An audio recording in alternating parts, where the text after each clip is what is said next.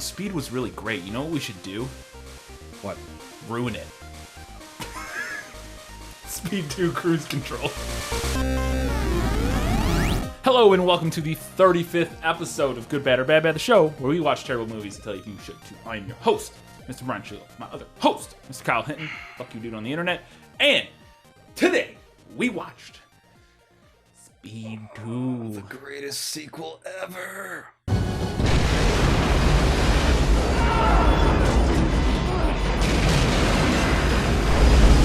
This movie sucks dick.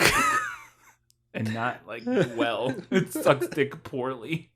This movie, man, I hate this movie. But also kind of love it. So, Speed 2 Cruise Control. Why did we watch this, Kyle? We watched this for two reasons. One of which, like all original people online, we have no thoughts of our own and just go to the closest available, lowest hanging fruit. Yeah, Speed 2 is pretty good for that. And the other reason is I love this movie. I love this movie because it's so terrible. Like, I realized how bad it was when I watched it when you were a kid, like 20 years ago. It's still just as bad now. It's really not good. It's really surprisingly bad. And now I think the problem is because it's directed again by Jan de Bont, who directed the first Speed and Twister, and was the cinematographer for all of your favorite 80s action movies, yes. Die Hard, and fucking the list is a million miles long. But he didn't write Speed. A different guy did. That guy did not write Speed 2. No. Jan de Bont and a different guy wrote Speed 2. And it shows. And it shows, because this is terrible. So, Speed 2, let's just get right into it. Let's hit the ground cruising. So, Sandra Bullock, they were able to get her back. Yes. They couldn't get Keanu Reeves. No. Mm-mm. So they just got a different guy. They went with probably one of the most least charismatic Holy actors. Shit, he's words so in my mouth coming out. He's like watching paint dry, man. He's so boring, dude. Like he wasn't even exciting to watch in Lost Boys, and that's like the movie I most know. He wasn't exciting when he was driving a Ducati through mountain roads.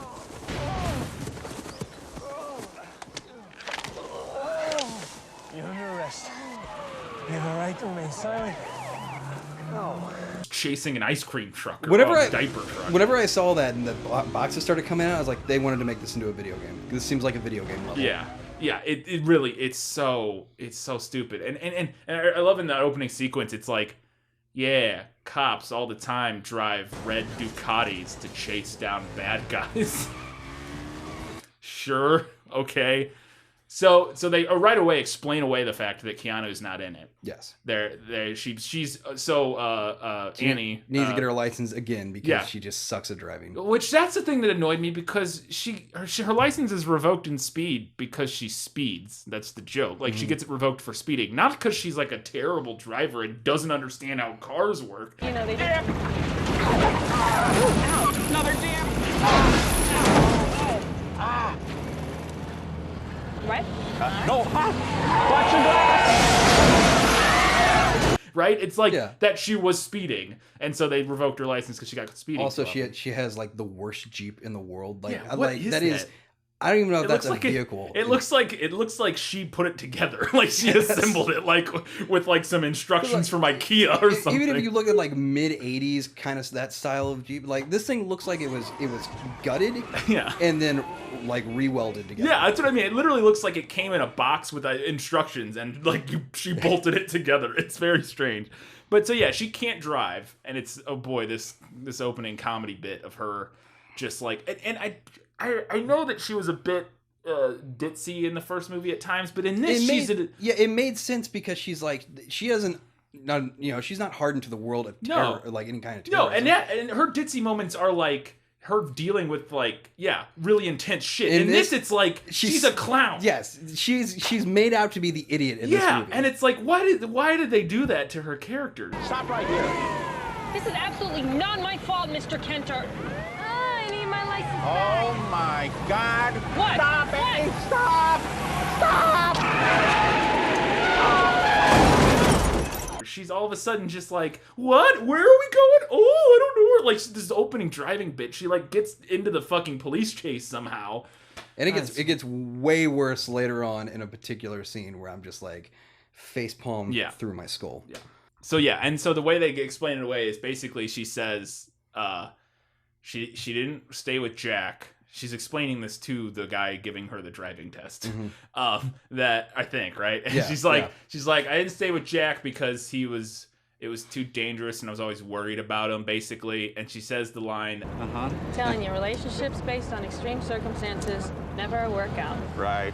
Which is Don't get used to that line. Yeah, Just it comes get used back. to it. So she runs into Alex, her new boyfriend, and then finds out in this moment, oh my god, she thought he was just like a beach cop. Turns out he's not. He's like the he does the same thing Jack did. He is an FBI agent. She is an FBI agent. But he is. Well, he's not FBI. He's LAPD. Yeah. But so he's just the same life of crime. So she's not crime, anti-crime. But that's what cops do, right? Anti-crime. Yeah, close. What are they called in the Tom Cruise pre-crime? Minority Report. They're called pre-crime because they predict. That's a great movie. Anyways.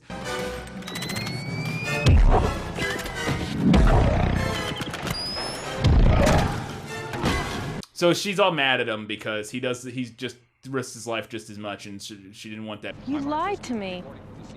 Annie, I didn't lie about You never said that you were on the Suicide Squad, ever. But he's basically like, well, we should, don't be mad, we're going on a cruise. It's a cruise. This is so unfair, Alex. You can't just pull out tickets to some exotic island and think that's gonna make everything okay. He's like, nah, Yes. you're not mad, we're going on a cruise. Yes. And then he kisses her even though she doesn't want him to. And then they're like, cruise, yeah, let's go. Don't. I won't. So when they get onto we jump right in to get to the boat. And by the way, Seaborn Legend is a cruise liner. Oh, is it? And much like Adam Sandler, they made this movie pretty much to go on a cruise. Nice. So when they're getting ferried onto the boat though, and Willem Dafoe is sitting right next to him and I was like, oh, it's Willem Dafoe. He's the bad guy. He must be the bad guy. I've never seen this movie, so I didn't really know anything about it. I think I knew Willem Dafoe was the bad guy, but so they get on the boat and they meet Dante. Now this is a cute couple. How about a picture? Don't move. Pictures don't move. What are your names? How Manny, this is Alex. Adorable. My name's Dante. How about a big smile full of newlyweds? Who's an important minor character. He takes the pictures. I'd like to believe he has a massive collection of Hawaiian shirts. Yeah, he only wears Hawaiian shirts, and he also has waterproof cameras. Where the films come from. Yeah, and he becomes fast friends with them to the point where they risk their lives to save Dante later in the movie. They're like, Dante, no! Help! Alex! Dante! So then Willem Dafoe, they walk past him in the hallway, and he's really worried about where his golf clubs are. To their little whatever they got, bellhop guy. And he's like, where are my golf clubs? My golf clubs, have you found them? Yes, there's absolutely no reason to be upset. And the guy's like, well, get you your golf clubs. Don't worry. Where are you going to golf? It's a fucking cruise ship. You can't golf here. So they catch that part of the conversation as they're walking by that he's interested in his golf clubs and needs his golf clubs. And then so it cuts to them up on the cruise ship, like hanging out. And Defoe's at the bar, and he's like chit-chatting with Sandy Bullock, and then she leaves and goes to give a drink to what is his name? I can't even remember his name. Jason Patrick or Alex, the character's name. It's Alex. That's right. He's so boring. He's so boring. He's basically like he's there as wallpaper, kind of. Just to like make a blank wall look kind of like it has emotions. Well, and the thing that really bothers me is the early part of this movie, it doesn't seem like they even like each other that much. Like, they have zero chemistry together. What do you want to do? Do you want to shuffle boards in room, or room then shuffle board, or... Room. Okay. I mean, of course, if it's all right with your new boyfriend over there. And, like, there's a lot of times where... So one of the setups is he's considering, like, proposing to her repeatedly. But he seems like this guy just can't have fun. Baby, I gotta ask you to do me a favor, something I've never really asked you to do before. What's that? I need for you to boogie with me. Oh, no, I don't. Yes, boogie. yes. Just run in place. Do you feel it? Yeah, I think so. Due to contract disagreements, our lawyers tell us Brian can no longer appear in persona on Good, Bad, or Bad, Bad or any of its subsidiaries. As such, his part will be played by an artistic rendering of his likeness until such time as the disagreement is resolved. Thank you for your patience. Like, before anything bad even happens, he's already, like, a sullen, like, he's got mopey... He's got to be constantly on edge. Yeah, that's the other thing. He's, like, constantly, he can't switch off. You don't know how to switch off. You know, so he realizes Willem Dafoe must not be much of a golfer. Because he's not watching the game. The tournament's on behind him, and he hasn't even looked at the TV once. Doesn't seem very interested in golf for someone who had a fit about his clubs, though. No? Really? Why do you say that? Well, tournament's on right behind him. He hasn't even glanced at the TV. We'll continue. Not only has he not looked at the TV, they take very explicitly to show him turning away from the TV. Frame TV here, he's like, I can't look at that TV. I hate golf. So he's like, he's starting to piece together maybe this all is not right with Mr. Willem Dafoe. Also, he was chatting with my lady, and I don't like that. I was like, dude, don't worry, it's Willem Dafoe. He looks like Willem Dafoe. He'll be fine. He's terrifying. So then we cut down to like that night, we go back and forth between night and day a lot. That night they're at the eels we are introduced to first. We cut down to him, the eels. Eels, right? Him putting the eel. Well, and the leeches. Sorry, what the fuck, Brian? Eels. I have leeches in my notes. I don't know why. I said leeches. That's why you were confused. I was like, it's a really big thing. Like leeches.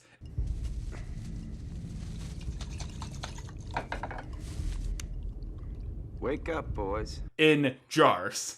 And the massive amount of medication that and tons of pills. But he's sticking leeches on his chest. And I'm like, I feel like they just walked in on Willem Dafoe doing this. And they're just like, shoot it. Shoot it. We need somebody who's creepy. Willem, can you act creepy? Act. Hang on a second. Let me get these off. Yeah, it's like, yeah, I'm acting. I'm acting. So he's putting leeches on him, and we don't really know why yet, but we're like, what the fuck's that about? Well, obviously he's a creeper. And then he also checks his clubs at this point. He gets his clubs and starts taking the heads off, I think, maybe. Yeah. He like twists them open, and they have an electrical, like a digital counter on it. Yeah, and then he's got little golf balls that have like holes in them, and it's got like a bunch of electronics basically, and he also like hacks into the ceiling. This I love Hollywood's idea of hacking. Yeah. Because it is always the dumbest fucking thing possible. Yeah. This one, he literally doesn't even hack. I mean, and in this one, it kind of makes sense because we find out later he designed all this stuff. Like, he's a like, he can have, like, back doors and everything. Yeah, and he knows how to get into all this stuff. So, you know, at least it makes sense. But, yeah, he just, like, pulls a cable out of the ceiling and plugs it into his laptop. He's like, I'm in. It's, like, sweet. And so we don't know what he's up to, but we know he's up to no good. And then we cut to dinner. Did you start making trouble in the neighborhood? Yeah. God, why did I have to do it? Making trouble in the neighborhood. I don't know any of it. I've never watched a single episode of that show, so I know. You just lost half our fan base. I don't think so. Right there. I know it's good. I've just never watched it. So then we cut to dinner, and this is where we're introduced to some of the other minor characters a little bit. We're having dinner, oh my God. and this is where this dinner made me go, I don't think I ever want to go on a cruise. This looks awful. The music, and then the like people come out with jewelry, like. Okay, well, on board we have the Diamond Jewelers of America with us tonight, and they would like to show you something. Would you like to buy some expensive jewelry? No, leave me the fuck alone. Like, I just want to eat my shitty steak and drink my $8 I want to eat my beer. Steak that was been in the cooler for the past like 2 weeks. Yeah. Anyways, but the only one other character that's kind of important because it's the reason they don't just get off the ship later. Yeah. Is the deaf girl.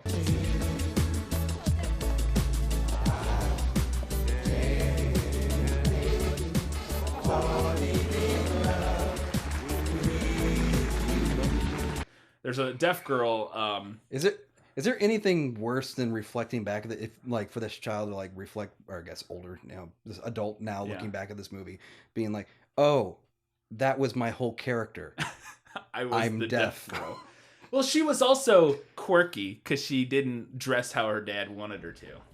Because he's like, he gets mad at her because she's wearing like tennis shoes and like a skirt, like a, you know, well, and that's why she runs off later, because she doesn't go to dinner with them because he's not dressed the right way. Anyway, so our guy Alex knows sign language because he wanted to learn a second I know language. it's like the worst fucking joke they could have thrown at that. Yeah.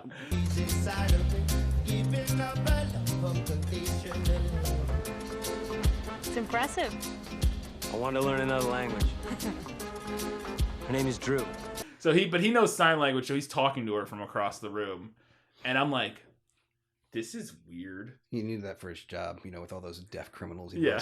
Are they setting up a romance between these two? Because that is legitimately kind of what it feels like, and it's gross and weird. But it also Well, why not? They have about the same chemistry as him and Sandra they Bullock. have way better chemistry. I actually have that in my notes. I'm like, there is way more sexual chemistry between this dude and that 14-year-old girl than there is between him and Sandra Bullock. You're gonna be fine. Huh? In case anything happens to us, you want me to know that you love me? But they also thought they were setting up what I thought was going to happen was that because her parents were kind of assholes, at least her dad.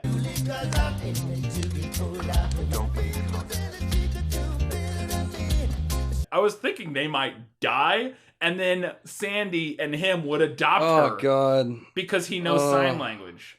That's not what happens. But I totally thought that was what was going to happen. If he didn't fuck her. One of the two. He was either going to fuck her or they would adopt her. Or he could be like Woody Allen and do both.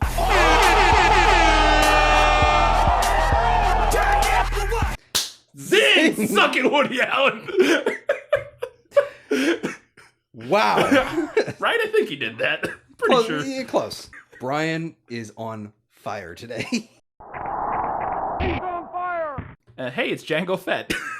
Every time that this guy was, I don't know how to pronounce his first name. How do you pronounce it? No, I couldn't it's tell like you. Yeah, I'll butcher it. I'll butcher it. Tamara Morrison. Every time I heard him talk over the loudspeaker, I thought I was given like a 501st mission. Yeah. Scorch, I need a big hole right here. Yeah, it's fucking Django Fett. It's the voice of every clone soldier. And he's in this movie, and he plays like an officer. I will say he has like an amazing voice. He does. Like, He's a great voice. Fantastic. Yeah. Just get us inside without killing the squad, okay, Scorch? And he's like the main crew member in this movie. He is the first mate. Well, yeah, but he's the one that is there for most of it and doesn't get killed off in the first. Which, oh my god, the scene where the cat.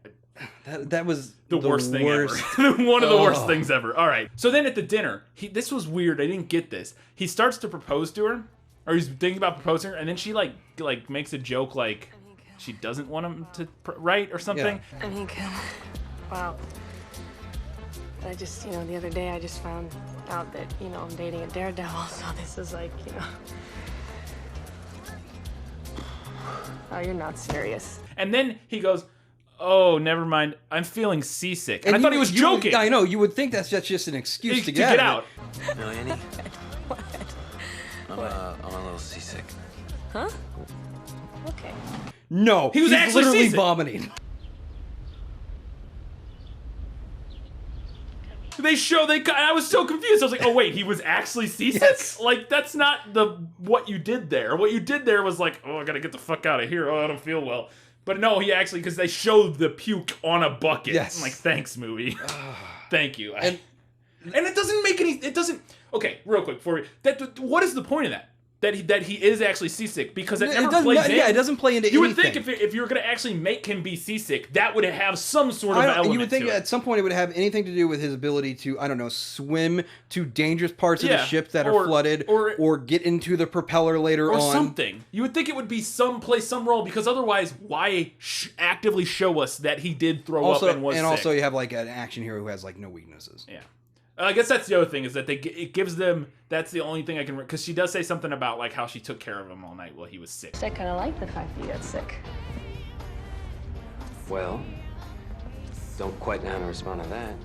Well, all I'm saying is that I just like taking care of you, that's all. So it's like a little bonding thing for them. Ginger and He just laid there and he just laid there and slept, and you watched TV and drank whiskey. Like, it's whatever. It's not. And then this blew my mind whenever I was like watching this. He's doing skeet shooting the next day. Yeah. Like, oh, you have live ammo on this ship. Yeah. He's rocking around. This just seems not safe. But I love you. And this is the thing. He gets up, gets out of bed, doesn't say shit to her, goes skeet shooting. And like, why are these people together? It doesn't seem like they like each other. And then she's mad at him about quite it. literally just seem like roommates who notice each other in passing. Yeah, like she shows up, she's like, I've been looking, or he goes, I was looking for you. Hey, been looking all this shit for you. She's like, yeah, did you try the fucking bed where I was sleeping? Well, maybe you should have looked in bed where you left me. Burn. Where you left me? It's like, what? Why are you guys together? You have no chemistry. It seems like you hate each other. Well, you look so beautiful. I didn't want to wake you up. Yeah, beautiful woman in bed, naked. You had to leave, I get that. So where were you? Skeet shooting. Skeet shooting? When skeet shooting, you couldn't Is that our song? take one day not to shoot? Is this where he starts, like taking control of the ship? Yeah. Well, the guy comes into his cabin. Yeah. The guy stumbles into his cabin. Who is the actor from? He's from a bunch of different. He's something. like a bit part character. Yeah. I've seen him as like this like idiotic worker in like a whole bunch of different movies. That's like all he ever does, or all I've ever seen him do.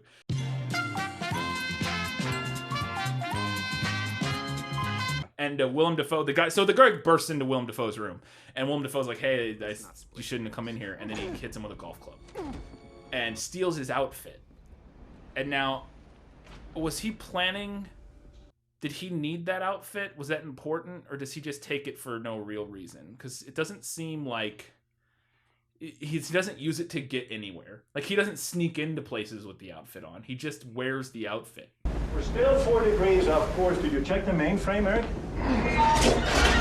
This fucking encounter with the captain. This could not possibly be stupider, any dumber, or at least compelling argument that Willem Dafoe is somebody to be reckoned with. Right?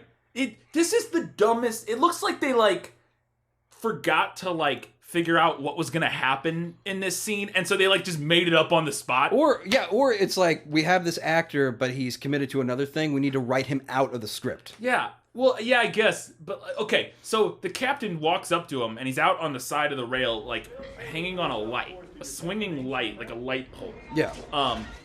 And the captain is like, says something to him, and then they start talking, and Willem Dafoe explains that he's used to designed all the stuff on the ship, basically. Who are you? I spent a great many years developing computer systems for these cruise lines, including this baby. And then I got tossed away! Yeah, basically he's mad at the company because but anyway, so he's swinging this light around kind of threateningly at the captain, but it's a stationary, it's not like, it spins in a circle.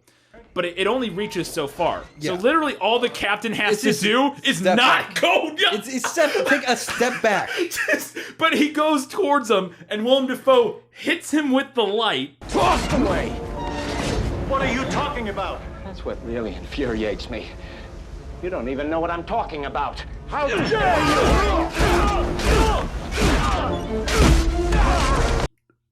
And then like, but it's not just he hits him with, he swings and then swings and then swings and then hits him. Yeah, and I'm like, what? And the captain like has to walk into it.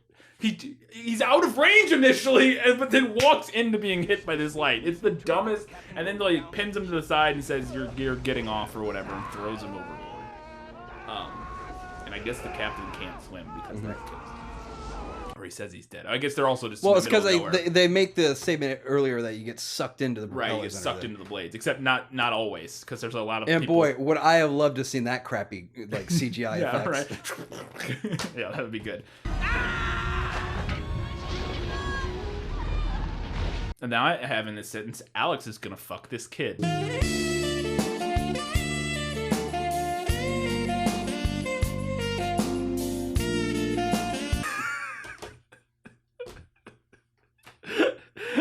You want me to know that you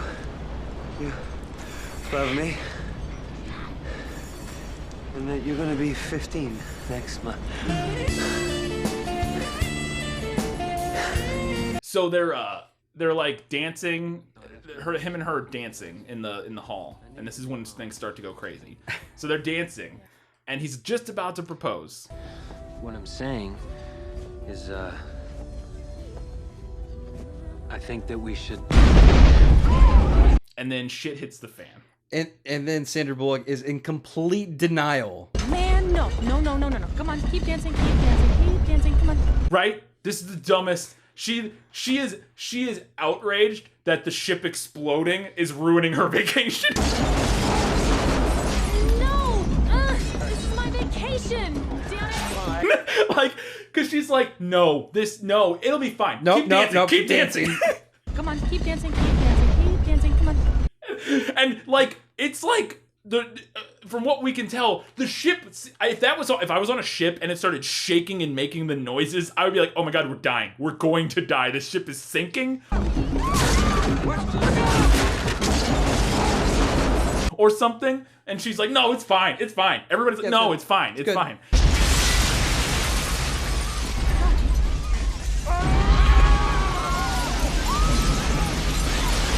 And I'm like, literally, it sounds like the ship is about to explode. But no, we're gonna. And then dancing. Some idiot says, "There's an earthquake." Sorry's an earthquake. And he goes, "We're at sea." Sorry's an earthquake. It can't be. We're at sea. And then, so we got up to the bridge, and they're all trying to, all the crew are trying to figure out what's going on because they don't know, shit's going down. And we, what's his name? The Australian, the Scottish guy yells into the phone, "I don't care! I don't care!" And I'm like, yes, movie. You nailed my feelings right now. This guy is the navigator of the film, and he probably has some of the best navigator in the film, and he has some of the best facial reactions throughout this movie. Oh my god. The dude is killing it when he has his moments. He sold it. There's his end, which the ending of this movie makes up for the rest of how awful this movie is, because the ending is just fucking insanity.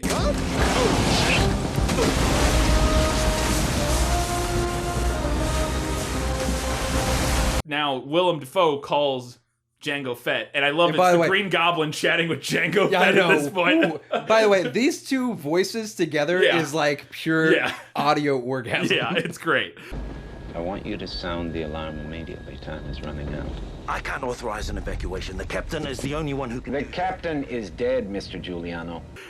So he's talking with them, and he basically tells them, you have to get everybody off the ship. I'm going to stop the ship in like 3 minutes, and you have to get everybody off. Yeah. And then, and that's it. And then I have the ship. The ship's mine, basically. Mm-hmm. And so he goes, okay, and they call the abandoned ship. Sir, I really think you should push the button. It's a piece of cake to bake a pretty cake. What? If the way is hazy, you gotta do the cooking by the book. What? You know you can't be lazy. Never use a messy recipe. When they hit the abandoned ship and they're getting off, Sandra Bullock is like, we're evacuating for this? This doesn't make any sense. Abandoned ship for this? Does that make any sense? That doesn't make any sense.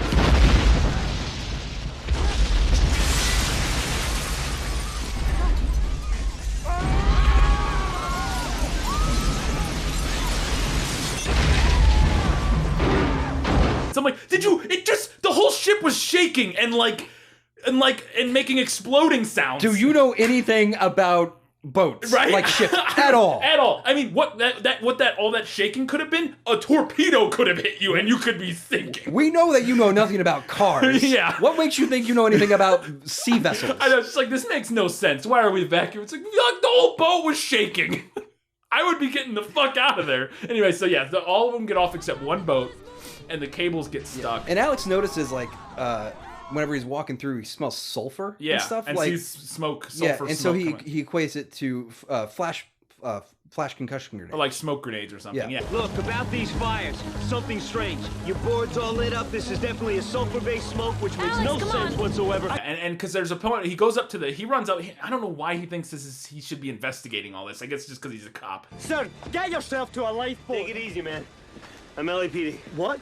You're what? But like, so he goes up to the bridge and it's like looking at their thing and he's like, "Are you have confirms on any of those fires?" Have any of these fires at all been confirmed? We're loading the lifeboat, sir. Do you need more confirmation than that? Because I don't think there's actually fires. And the guy's like, "Who gives a shit? Like, there's problems here." Yes.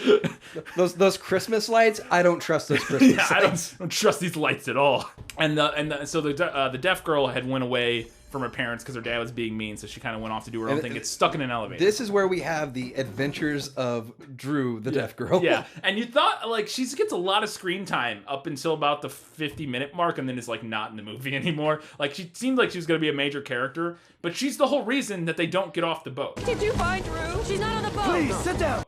Because they're all getting on that last boat, and her parents are like, we don't have Drew, where's she at? And what's his name is there, and he's like, oh, I gotta go find her. I love how Jingo Fett's like, she got on another boat. Yeah, Just go. Just go. Someone run a count? She's got to be on another boat, sir. Now just get on, okay? This whole part with the boat is so long, like where they're lowering the last one and they're jumping on and off. The first mate, Jingo Fett, releases a bit of information like, I don't know what this guy's capable of.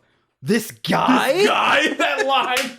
Now look, I've got no time left, and I don't know what this guy is capable of. What guy? What guy? I love that line. No, he goes, what guy? That's what it is. What guy? What guy? Oh, it's a great delivery. The cables are snapping and it starts falling, and the guy says the cables will never hold. This is the dumbest fucking action scene that serves almost no purpose. And it's so drawn out, and nothing happens. What's going on? The winch must be jammed.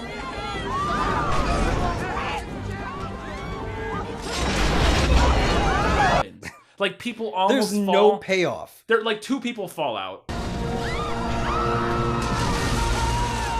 And then, like, and I love, too, like, the crew has no idea what to do. Like, fucking Sandra Bullock and Alex are, like, fixing this problem. What are you doing? That cable will never hold. We gotta get them out. What do you mean we? Alex? And, like, the crew's like, I guess we'll just let them do it. I don't know, we don't know. So, like, they, like, start throwing a rope down, and, like, because at one point they're like, don't shift the weight. And then the kid's mom, the deaf girl's mom stands up, like, because she wants to get back on the boat to find her daughter. And then the weight shifts. No. Don't climb out. Don't move. It'll fall.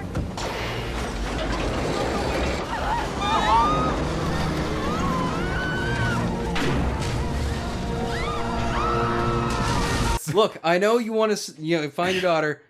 Hang on. Yeah, and so the weight shifts and a couple people fall out and die. But then I love she's like, don't shift the weight. But then Dante goes to tie the rope on the front and starts falling off, and so Alex jumps from the boat onto the boat. And apparently a grown-ass man jumping onto the boat doesn't shift the weight at all, but a lady standing up does enough to, like, fucking throw people overboard. Fuck this movie. It's so stupid, and the music is so boring during this part. What are you doing? That cable will never hold. We gotta get them out. What do you mean we? Alex? The music throughout this entire movie is like the worst possible shit thing. Well, like the Caribbean theme that goes throughout the entire movie is just...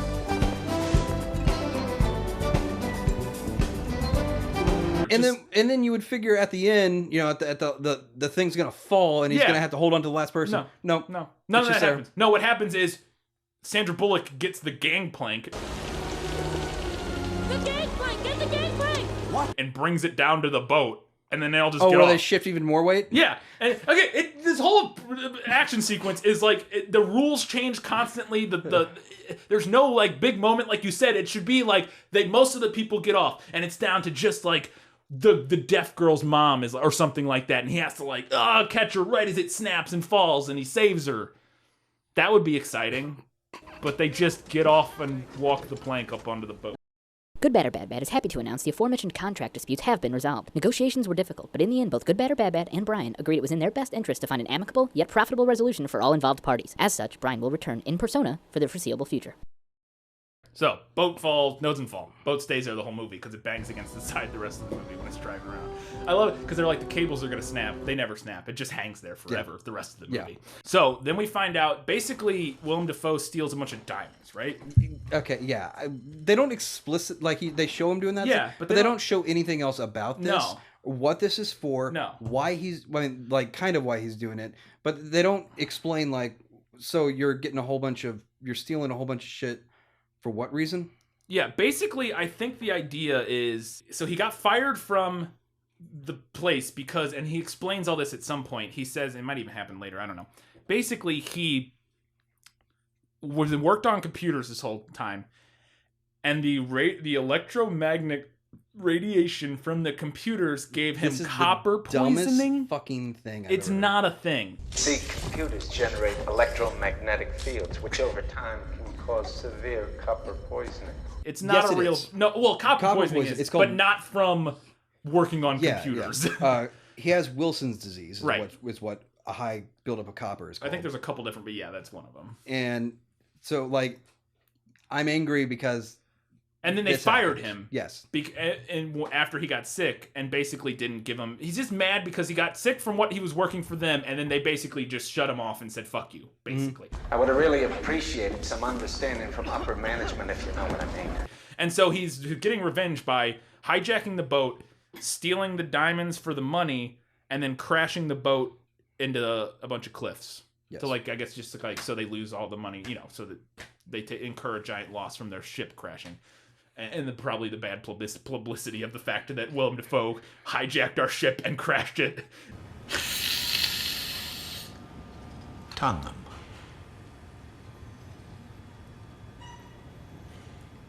And also, so at this point, what's his name goes up to the bridge. The cop goes up to the bridge, and this is where he figures out that it's Willem Dafoe.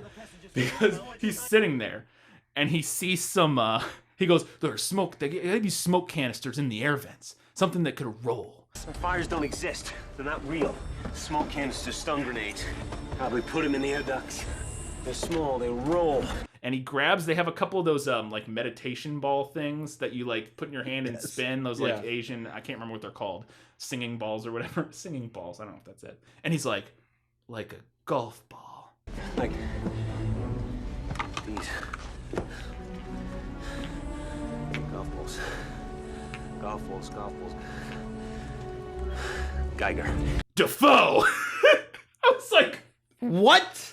Your connection, take me on this journey, dude, was, okay, smoke grenades that can roll through vents. It's a golf ball. Willem Dafoe must be the only person with golf balls. That is the same level of stupid conclusion as Jeff Goldblum thinking that a computer virus is going to work on alien technology. Yeah, it's just this, like, we need him to figure out who it is so that we can get to the next point of this movie. So he's just going to figure out it's Willem Dafoe so they can go to his room. $112. 1 + 1 + 2, that's 4. 4 Washington Lane. The next clue is in the White House. Let's go! So they go to his room. It's got the bathtub full of leeches. Yeah. We have a very sick boy. Yeah, and again, I'm like, that's just Willem Dafoe's hotel room, and they just like, they came into it one day, and they're like, why is his bathtub full of leeches? I don't know, just film it, we'll put it in the movie.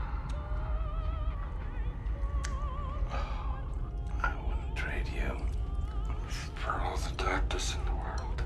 I love this. So they need to figure out that he's driving the boat into the cliffs, and they're trying to stop it because they can't get anybody else off. Mm-hmm. And so that him and the Australian guy, or the Scottish guy, go to the like the bilge room or whatever. Yes. And he gets in there, and he says, he's like, we need to, because what happens here? He talking to the navigator guy, and he's like, we need to slow the boat down or whatever. How do we work this stuff? I'm a navigator. I know nothing about this. He goes, I don't know. Look, I'm the navigator. I'm not familiar with this equipment. I don't know, I'm the navigator. And so Alex grabs like a pipe, smashes a computer, and goes, what about now? Well, you're not familiar. I see. Are you, familiar with this? And I'm like, what is wrong with you? You can't threaten him into knowing how to work this stuff. He's not lying to you. He just doesn't know. It's such a weird moment because he tries to like strong arm him, like intimidate him. And then he's like, oh yeah, well how about now? And he's like, you breaking things doesn't make me know how any of this works, dude. I don't understand what you're doing. Familiar with this?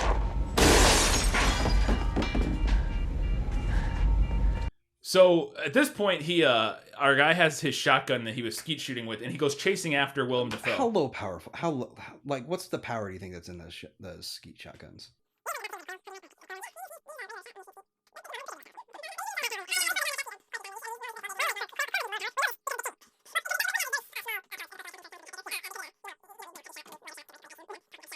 Doesn't matter. Anyways, he's got a shotgun. It just annoyed me, right? He's got a shotgun, and he's chasing after Willem Dafoe through the hallways. And Willem Dafoe's got a sweet wrist computer. Real slow. I thought that was a Nest Power. I know, it plug looks at like first. it. And then Alex chases them into the shopping This center is where they're place. using the most unconvincing fire doors. Yeah, they're I've so ever flimsy seen. looking. Like they shut all Well, these the fire- scene where Sandra Bullock's like chainsawing one of them open, and you see like the inside of it. You should have been able to plow through that. Yeah. They're very flimsy. Yeah, because the other people get stuck at one point some of the other people get stuck in a hallway, and it's not important. And Sandra Bullock cuts them out with a chainsaw. It's stupid. But which another chainsaw on a boat. Yeah, a whole I guess they have it for reasons. I don't know. With all that wood they're cutting on the boat. So he gets trapped. Willem Dafoe traps our boy Alex in the shopping room place and sets a fire basically with a grenade and runs off. And then Sandra Bullock and Django show up. This scene is stupid. This scene is really stupid. This scene is really fucking stupid. Grenade on the door handle with a string tied to the pin. Yes. Going to the door so that if you open the door, it'll pull the pin. Yes. I guess, or turn the handle, it'll pull the pin. Mm-hmm. And so they like make this big ordeal out of you gotta tie the spoon down and hold on to it. You're gonna have to tie the spoon to the grenade with a string. Oh, baby, don't say grenade. Then you can pull the pin. Like it's so obvious. Like this is the dumbest fucking thing they could have done. And they're acting like it's this like super intense thing. I'm like, you guys not know how grenades work? If you hold that thing down, they don't explode. Like not only did they not, you could like I don't know clip or remove the string from the pin. Yeah. Oh yeah. That's the other thing. It just cut the string. Or like it's so stupid. But so she ties a shoelace around it so that then she pulls the pin out so they can open the door. 2, 3.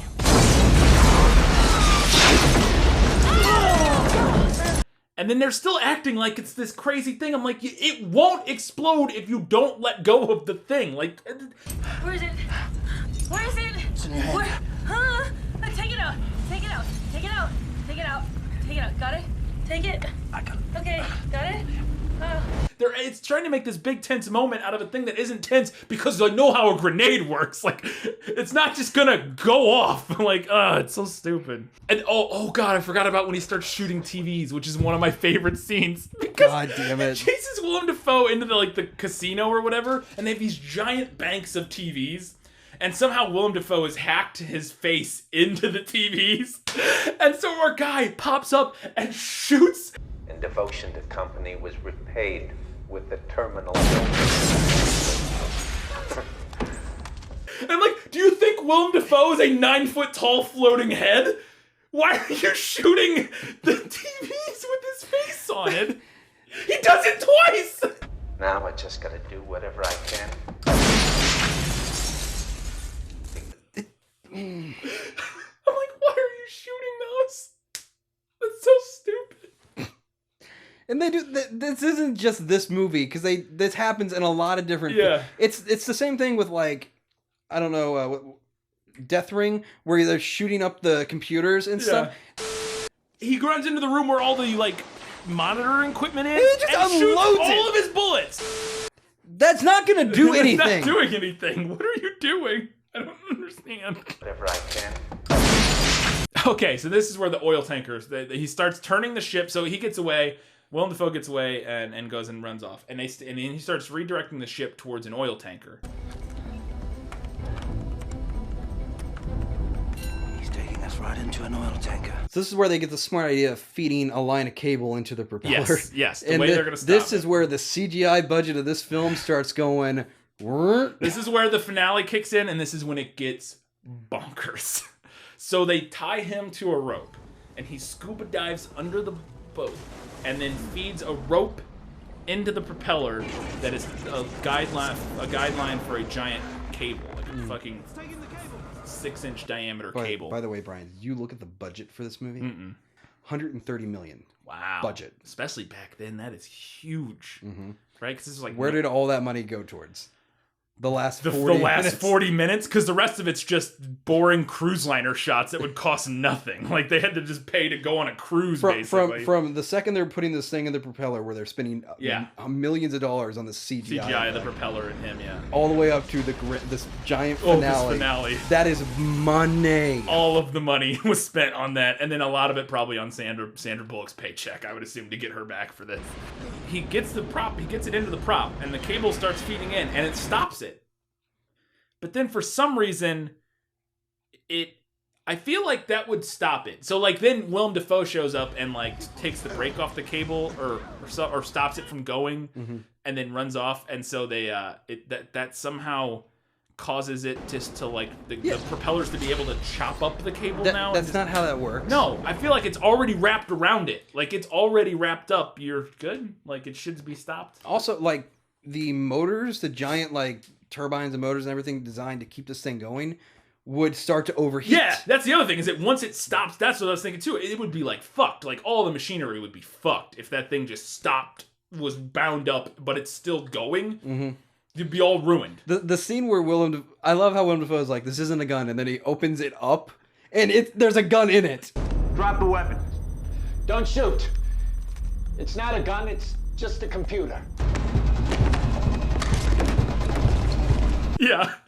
It opens up his computer and there's a gun in the computer. And this is when he gets so stupid. He never uses the gun.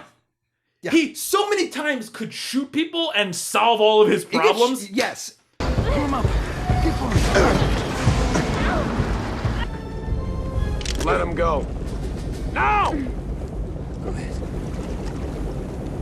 There's a scene, okay, so whenever he like sneaks into this scene where they're like feeding this cable in, he's so obviously there. Yeah. Like these people have to have no spatial awareness at all. No presence of mind to notice it, because he sneaks up to her and puts a gun roll. Because so anyways, it doesn't work. The cable breaks, and then they pull him back up. And right when he gets to the boat, Willem Dafoe comes out with the gun. What happened? I don't know. Somebody just. Let him go.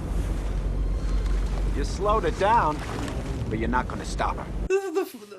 First off, the thing that's hosting the cable, that's housing the cable, breaks off and breaks Jango Fett's arm. Yeah, hits him and smashes him, and then somehow doesn't hit Alex underwater and goes right past him. It's like he would be dead. But yeah, and so Alex gets right up to the boat, and then he's like, "Let him go." And now here's how Willem Dafoe solves. Bang, bang. I'm out. Your problems are solved. Like, you have no problem killing people. You're gonna kill all these people that were left on the boat. Just shoot them. That's why you have a gun. But he doesn't even shoot Django. He just kicks him into the water. You know the one-arm freestyle, don't you?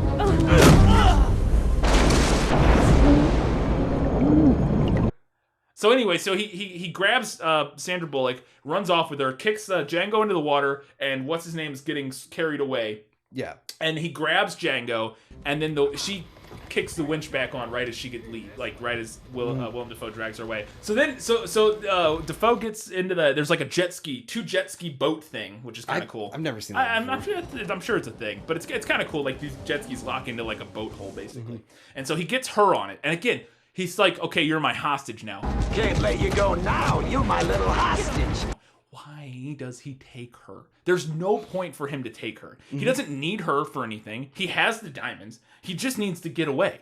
Yeah. And he could do that without her. In fact, they wouldn't even probably chase him if he didn't have her. Yeah. They would be like, "Oh, I guess he got away." No point, there's no point to any of this. There's no point in it. It's like, why did you take? And he's so insistent at the end of the movie that like he will not let her go and get away. And it's like you have no reason to have her. Let me go! You wanna go? I'll let you go at about 10,000 feet. I love that when he goes, somehow I guess Alex notices that they're getting out on the boat because they come driving out and he tries to jump onto the boat.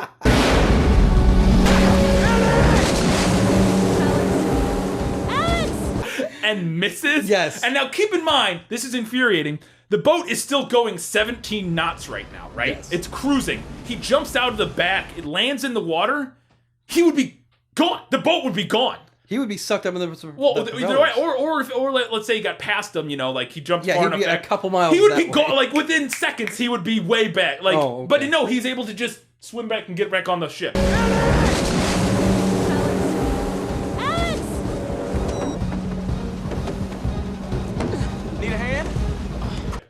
No, the boat would have to not be moving for that.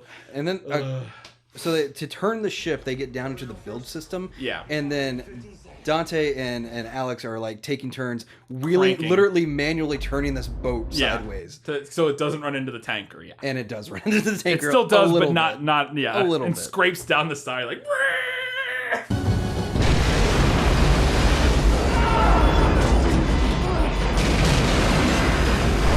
They did it, and everybody's like cheering, yeah, we did it. And then they're like, oh, shit. They say, oh, shit, like 6 times in a row. Oh, shit. Oh, shit! Oh, shit. Oh, shit. They all take turns going, because now they're oh, going shit. directly into a marina. Yeah, into like full of boats. And this is the greatest scene ever. Stupidest thing. Also, Dante's still taking selfies when they were down in that. They're in that fucking bilge when he's turning it. He's like got his head barely above water. He's like, stop! And I'm like, come on, Dante, get your shit together. Whatever camera he's using, they may bank on, because that's a waterproof camera back in the 90s. Oh, and that whole bilge scene. There's so much stupid in that scene. Just before we get to the big finale. They're talking to him over a loudspeaker, telling him what to do. Now, at the end of the hallway, you'll find a hatch. Now, that'll bring you into the bilge pump room. And you can hear it underwater. Level is where you are, so there must be some air. Have you got it? There's when he's swimming underwater and you can hear him just fine. Yes. He's like, you got to turn it and do this. And then there's another point where he starts to go down. Like they go, okay, what you need to do is turn the thing. And he goes, okay. And he starts diving under. And then the guy on the comm goes, hold on. You got to make sure you turn it this way or something. Now, when you find the wheel, turn it as fast as you can. Hold on. You only turn one wheel at a time. And I'm like, how could he see him? How did he know to stop? How did he know to say hold on right as he started to dive underwater? All right, soldier. The 501st needs you to turn the ship. Yeah. Hold on. This is it. Apparently, nobody... So, you know how our little girl's deaf on our boat? Apparently, everybody in this marina and in this cove and this ships on these boats are all blind. Because none of them see a gigantic cruise liner barreling straight at them until it's literally feet from them.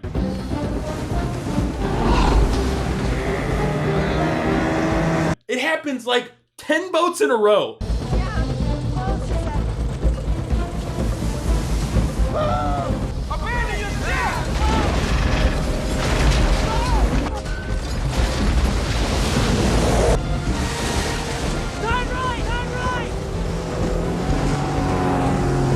They just they're like, oh no, it's okay. The entire point of this is everything is slowing the ship down. They drop anchor, which works about as well as you'd expect. Yeah, and then snaps. No, too fast. It's not gonna hold.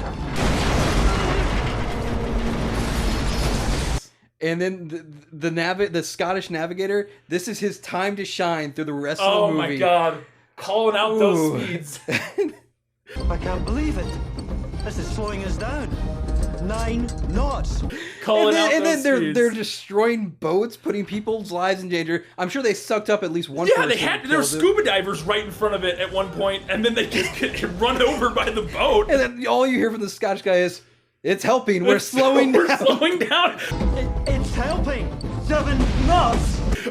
All of these bodies are slowing us down. It's working. What it reminds me is Zap Brannigan's like, we'll just send wave after wave of men eventually clogging their engines with wreckage. Yeah. I sent wave after wave of my own men at them until they reached their limit and shut down. Yeah, I love it. And like, the other thing is, like I said, every single one of these boats, nobody sees this cruise liner. They're like, it's like 2 feet from them, and they're like, oh shit, we gotta get out of here. And how do you not see my favorite one is the guy on the wakeboard. Yeah. Like Yeah. he like eats it and goes in the propeller.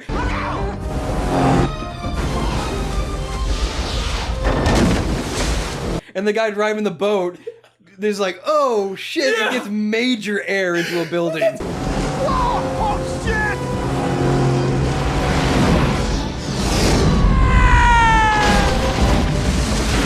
Yeah, so like the wakeboarding guy's like, go right, and then he goes and then somehow slams into the side of the cruise liner. By the way, broken legs right there.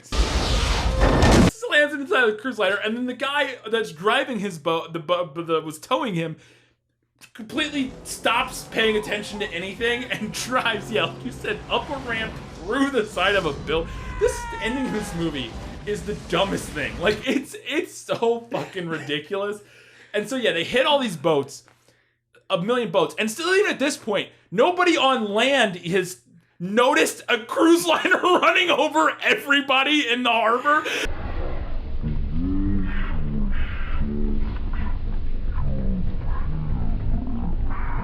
And the only person who notices is like this little 4-year-old kid. And he doesn't even care. He's just looking at it. Mommy, there's a big boat.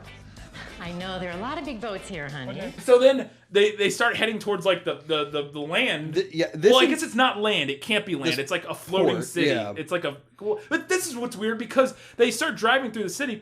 It must just be all built on like a dock, like a like a 50 feet dock. Like, yeah, but it's like a city. Yeah. Floated, it's Venice or so, you know what I mean? It's weird. So I love there's a shot right before they get there where the cruise liner is like bearing down on that little pier that was sticking out, and you can see the people starting to run, and there's one lady who's just kind of in a bikini who's just kind of like moseying away.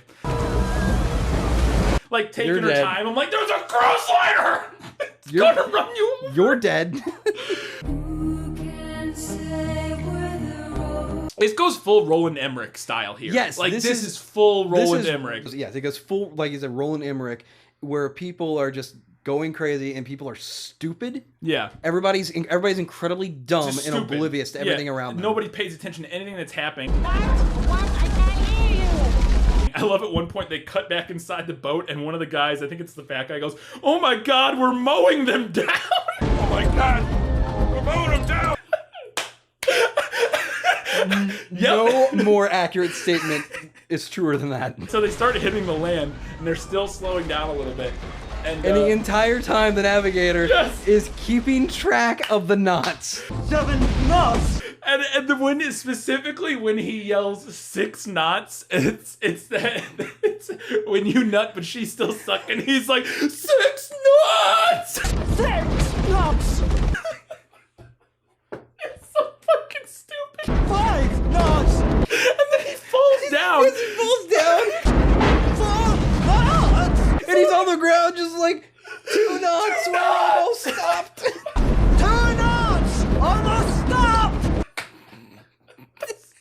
The guy owned his part. Like they were like, "All right, you're calling out the speeds." He's like, "Oh, I'll call out those motherfucking speeds." It's like, we know when this boat stops. It's in the middle of a city. Yeah. Here it comes now. Shooting, Mom. What? Okay. And then so it crashes through building after building and just kills all these people. Like, I mean, a lot of people had to have died from this boat crashing into this fucking city. And I love at the end, I saw there's like a bell tower, and I'm like, oh no. Movie, you're not. They are.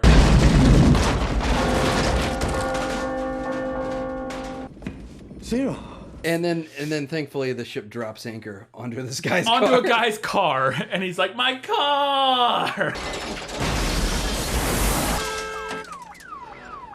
My car. But luckily the dog didn't die. The dog was fine somehow, even though a giant anchor fell in the car it was in. And then the navigator goes, "We're docked." Or Dante does, yeah. We docked. But like the navigator dude, like you were saying, like still sucking. Like the look on his face could not be any more post-coitus. Yeah. Like the dude came the guy like 8 times. he needs like a carton of cigarettes after that. And an IV to replenish fluids. He is spent. 6 knots. But I love Dante, like, in a good mood. It's like, we're docked. And I'm like, and dozens of people died. Yeah, because they show, like, they pull out of the, like, this carnage. Yeah, they just killed dozens of, I mean, they didn't. It's not like they had a choice, but yeah, like, they're all like, yay. And then it starts tipping. And crushes probably a dozen more people because it tips over on its side. I'm pretty, and this is how convinced I am. I'm convinced whenever it finishes tipping and like they know they're safe, they go back to another shot of that navigator dude and where he's saying like we've stopped. Yeah. I'm pretty damn sure they just reused that same take from before. Zero. Finally. So now it's just like in Speed. Yeah, Alex the big like, thing's I done. gotta get the girl. You gotta go save the other person. Whereas in the first one, he just chases after Dennis Hopper. But he gets a boat and this dude just finished docking. Can I help you? I'm a cop. I need to borrow your boat. What? And it's the dude from Speed. He's he's got a bit part in Speed. He's titled as the Jaguar owner, and basically I think he steals his car. Like Keanu Reeves takes his car in the first one. Stop! LAPD, get out of the car! Again, this is my car. I own this car. It's not stolen. It is now. Move over. And so it's like the same thing. I need to know what this guy does for a living to afford a Jaguar and a $150,000 speedboat in the Bahamas. Man. And he goes, I just moved here. So he steals his boat with us, and this is it gets so cheesy. Like and everybody is idiots. Like the girl that he's with is in the back, just like, this is fun. Make it easy, man. This boat cost me $150,000. Yay! Like while they're like on a high-speed chase. And so at one point, Sandra Bullock pulls a thing and ejects his jet ski from the boat, and then he's chasing after her on a jet ski, and she's shooting flares in the air. I'm like, shoot him with the flare gun. What are you doing? Why are you shooting the flares up in the air? Oh, and her hands are like bound together. Yeah, too. That's an important part. Yeah, and Defoe starts screaming, "Annie, stay with me! You're my hostage!" I'm like, this is just he has to convince. This like, is just awful. Everything about this. Yeah. Annie, come back! You stay with me! You're my hostage! They get to a seaplane. Yeah, he gets to a plane. I guess that he had planned. That was his whole thing because he knows how to fly it. Yeah. So I guess that was there the whole time. But they start taking off. They're following them, and does this exist? A harpoon self-reeling in probably thing? Like probably, but it's awesome.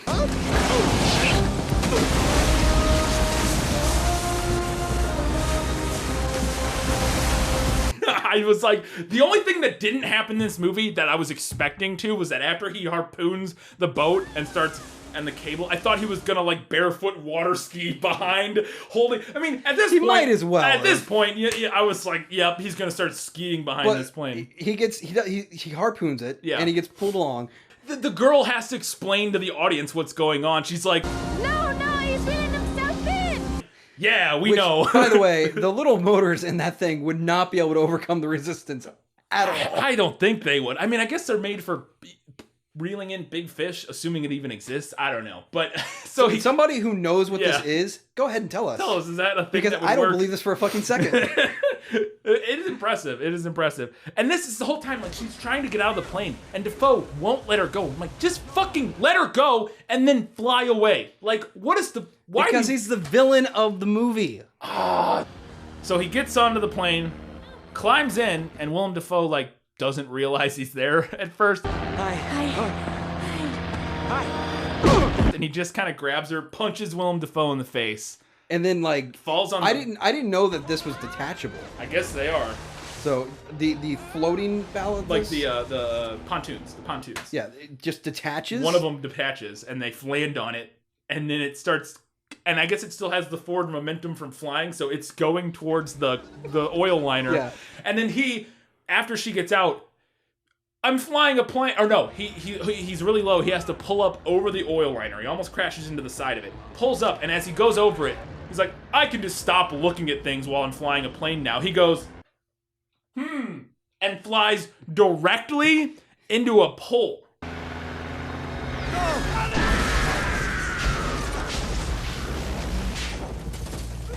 In the pole, by the way, does not stop his propeller. No, but it goes through the middle of the plane, but it doesn't even hurt him really. He's just like dazed. Whereas other things in this movie, they get grazed and explode. His plane is fine. And then as this oil tanker's about ready to go up in flames because somebody said it's about ready to explode for some reason. It's gonna blow! It's gonna blow! Jump, fool! Get off that thing! He just knows. He just knows it's about ready to explode. Yeah. We are treated to the Green Goblin laugh before it was even before it was the Green Goblin laugh. Shit. And the whole thing just goes up in flames.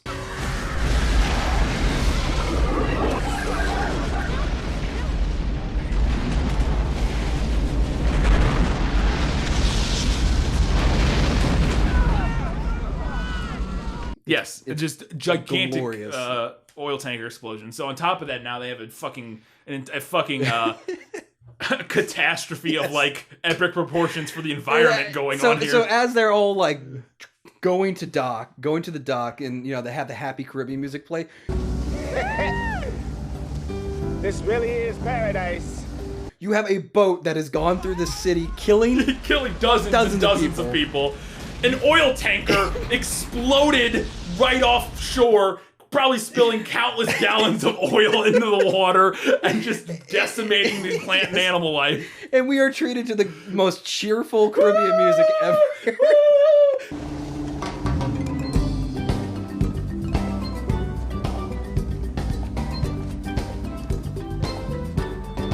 The world, everybody died, but who cares? Our two important main characters lived. Oh, and then there's a fun little gag where she goes to take her driving test one more time, and as she's pulling out of the parking lot, a bus drives by, and she goes, that bus was going way too fast. Shoot me. Sorry, Mr. Hedge, but that bus was going way too fast. Shoot me, movie. Shoot me now. How much was that movie check for again? Oh, right. That bus was going way too fast. Oh no, I just wrote ah ha ha ha like 30 times after that line. I was like, ah ah ah! Fuck you, movie. Sorry, Mr. Hedge, but that bus was going way too fast. Bad, but like bad. The last 40 minutes are the only thing worth watching. It's insane because it goes off the rails completely. Like it's a nonsense movie for most of the movie, but that last 40 minutes, nothing can truly prepare you for how completely insane and bonkers. Like it's like a different movie. Not that the beginning is particularly serious, but it almost turns into like like an airplane style comedy. The beginning of it feels like a heist. Yeah, like everything up for the first hour feels like a heist. And there's little jokes here and there, and then everything after that feels like a Roland Emmerich film. Yeah, a Roland Emmerich, just the most over the top. They were like, what can we do that's insane? And they're like, well, everything. We can do everything. We can just crash a boat into everything and then blow up an oil tanker and then have a guy drugged behind an airplane by a harpoon Could you gun. imagine being the local government for this little island port? Yeah, right? How are you going to explain this? I know. It's like, well, they're like, how do we... I think we're just closing up shop and leaving. I don't even know what to do with this situation. I love... You can imagine... How is this the script they settled on? You know what I mean? Like, imagine that they brought... Jan de Bont comes to the executives, puts the script down on the table in front of them, and they read it and go... And they make changes, add notes, and this is what was left, is all of this? Keep in mind, this is post-Waterworld. Yeah. So they've already, like, they saw what happens when you do big budget films on water. Yeah. They tank. they don't do well. Oh my God. And yeah, like I said, imagine, I'm just reading that script and each page and the final 30 or 40 pages are just like, all right, I guess. I guess this is what we're doing. He's crazy and French, so. Yeah, sure, I guess. Go for it, dude. Yeah, it's in my opinion, it's bad. But those you can just watch the last 40 minutes, because it's worth it for that, and you don't need any context. The context is Willem Dafoe's a bad guy. There's no context even in the movie. No, the context is the boat's driving. The context is what's happening. There's just that's what it is. What it is. It's fucking insane.